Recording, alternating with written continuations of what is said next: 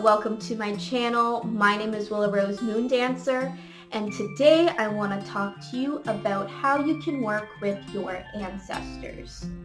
So, first of all, we need to talk about who our ancestors are. So, our ancestors are people from our lineage.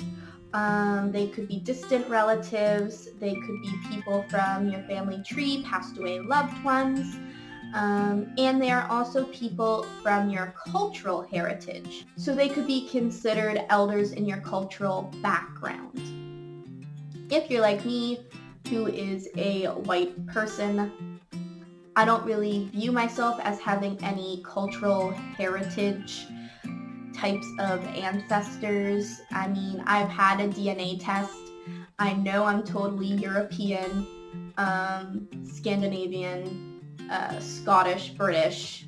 You know, there's not a whole lot there.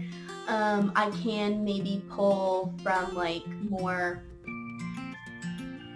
British and Scottish, maybe Scandinavian, like pantheon maybe, and start working with those a little bit more. But other than that, I don't really feel connected to anything. But if you are a white person and you feel connected to something, do it. Don't take me as what has to be. But yeah, and so there's that. And then if you're adopted, if you know like your background from your birth family, you can definitely connect with that still. If you at least know like your cultural background, you can connect with those type of ancestors as well. However, if you are completely cut off from your birth family, you know nothing about them, you know nothing about what of them makes your like DNA, that is totally fine and not something that you have to worry about. Just like how your family in life has adopted you, their ancestors have adopted you as well. And if you want to connect with your ancestors, you can definitely connect with the ancestors from your adoptive family, because at the end of the day, they are your family too. So you don't have to worry about that. So your ancestors, they are those people that we've just discussed who can provide guidance, wisdom, messages to help you in your everyday life as well as on your spiritual journey. They are kind of like spirit guides in a sense, except in most circumstances they are related to you by blood instead. And they're a bit easier to work with, just because you have that personal connection to them. So the next thing we need to talk about is knowing your culture. I really struggle with this because just as a white woman, I just don't see myself as having that much culture. So when I'm talking about this, I'm mostly talking about people who aren't white, but if you're white and you feel connected to culture, you do you, boo. But you want to have a good understanding of the culture that your ancestors are from. It's good to know their customs and traditions as well as their folk customs, because this can really help you connect better with them. You can maybe implement some of these things into your own journey, your own spiritual journey, and that can really help foster a relationship, a connection with your ancestors.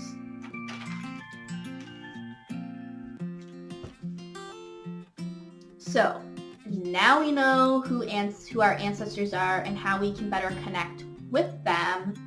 Now we need to talk about how we can honor them, because they are definitely worthy of our honor. So there's a couple different options. You can make a completely separate shrine for them, which could have pictures of your deceased loved ones on it. It could have special crystals, flowers, keepsakes, family heirlooms, family antiques, anything that really connects you and your family and your ancestors together can be on that table. And then you can also have different offerings like an alcohol libation. You could have any food, tobacco, incense, that kind of thing. And something to really think about is you really want to make sure that you're maintaining and keeping your shrine clean, so you can respect them, your ancestors, and honor them properly. Um, if you have a shrine dedicated to them, but then it's also cluttered with a bunch of other stuff, that's not really showing them the respect they deserve. So, if you don't want to have a shrine, or you want to have a shrine and something else, you can also incorporate your altar into honoring the ancestors. So the difference between having a shrine and an altar for your ancestors is that your shrine is a completely separate thing from all of your magical workings and everything else, and it's just dedicated to them. Whereas an altar is where you're having rituals, it's where you are doing magical workings. So having something to represent your ancestors on your altar is going to also be incorporating their energies into any workings, magical workings that you do at your altar. So if that's something that you want, you can have photos of your ancestors or your culture or anything like that to invite them into your magical workings. You can also leave an offering of alcohol, food, tobacco, incense, like we said before, to thank them after they've helped you with any magical workings. Then you can also have a special mealtime tradition. This is mostly done on Samhain, but really it can be done every day, any day, where at your dinner table when you're all gathering down to eat, you can have a separate spot, you have like an extra chair at your table with an extra meal laid out for your ancestors. They call this a dumb supper. But yeah, so that's definitely an option that you can have as well. And then the last thing that we're going to talk about when it comes to honoring your ancestors is having an ancestor candle. So this can be a candle that you personally made yourself, or just like a decorative candle that you have that you want to dedicate solely for honoring your ancestors. It is only lit when you're honoring your ancestors. And you can light this candle during ritual. You can light this candle when you're giving offerings. You can light that candle when you're just thinking about your ancestors and you want them to know that you're thinking about them. It's really anything that you're doing that has anything to do with your ancestors, you can light that. And then lastly, what we're going to talk about is how you can work with your ancestors. So your ancestors are really great for healing and giving advice. It's really good, or they are really good at helping to better understand and to help heal inherited cyclic behaviors and behavioral patterns, and health matters. So if your family has a long line of addiction, or if your family has a long line of, maybe depression or something like that, your ancestors can help you overcome this and give you tips and tricks, if you will, to stop the cycle with you. Another thing that you can do is meditate. Meditating is really great for connecting with your ancestors, because when you're working with your ancestors, you are using your psychic abilities. And in saying that, since you are doing meditating and using your psychic abilities, you really need to trust what you hear, what you feel, what you see, and what you sense, because that's going to be how you receive your messages from your ancestors when using meditation. So allow yourself to be receptive to their presence, and then they will be there. Another thing that you can do is use tarot and oracle cards when I'm trying to connect with my ancestors. This is typically my method. I also will sometimes use my pendulum in here for that. It's really great if you aren't super confident in your ability to communicate with them otherwise.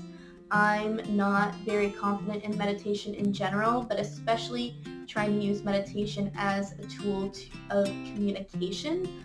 I feel like anything that I experience with meditation is just me making things up in my brain because I'm expecting myself to experience something, so my brain, I feel like I make something up, and yeah, I don't trust myself. So I like to do tarot and oracle cards. There are tons of different ancestor spreads that you can find on Pinterest and stuff like that, or on Google Images, tons. So you should definitely check that out. And then the very last thing that I want to talk about for this whole video, and for how to work with your ancestors specifically, is through spellcraft and magic. So communicating with your ancestors through spellcraft and magic is considered necromancy, which is a very controversial type of magic, especially in Wicca. If you are just a witch, I'm assuming it's not super controversial, but in Wicca specifically, it is, because it can be considered a negative type of magic.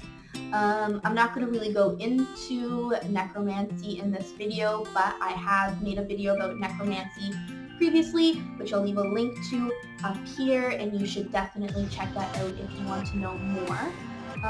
But yeah, that is all I have for today's video. You should let me know down below how you like to honor your ancestors and how you connect with them. Also, please leave any recommendations, and please leave any requests that you have for any types of videos, be it Wicca related or not, that you would like to see. I love doing your guys' requests. Make sure you check out my Instagram at Willow Rose Moon Dancer so you can stay up to date with me. And lastly, don't forget to subscribe and hit that like button. You don't want to miss my videos, as I post every Tuesday, every Thursday, and Sunday. And until next time, blessed be.